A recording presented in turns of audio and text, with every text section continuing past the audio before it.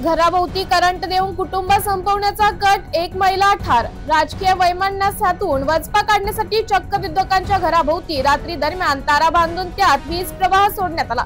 यात एक 37 वर्षीय महिलेचा विजेच्या धक्क्याने जागीच मृत्यू झाला, तर तिचा पती यात जखमी झाला. ही घटना यवतमाळच्या घाटंजी पोलीस ठाण्याअंतर्गत येणाऱ्या अंजिनाईक येथे उघडकीस आली असून गावात दंगल नियंत्रण पथक आणि पोलीस कर्मचाऱ्यांचा तगडा बंदोबस्त लावण्यात आला आहे. सविता पवार असे करंट लागून मृत महिलेचं नाव आहे, तर महेश पवार असे जखमी झालेल्या मृतक महिलेच्या पतीचं नाव आहे. दरम्यान या प्रकरणी 6 संशयित जणांवर गुन्हे दाखल करण्यात आले असून दोघांना घाटंजी पोलिसांनी ताब्यात घेतले आहे.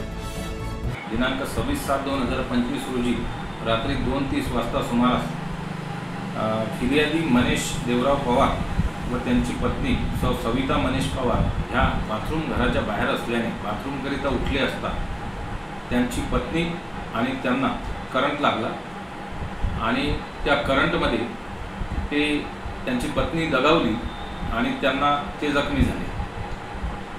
त्यानंतर त्या पत्नीला तात्काळ उपचाराकरिता करंट लागल्यानंतर त्यांनी आर्णी ग्रामीण रुग्णालयात दाखल केले. त्या ठिकाणी डॉक्टरांनी त्यांना मृत घोषित केले.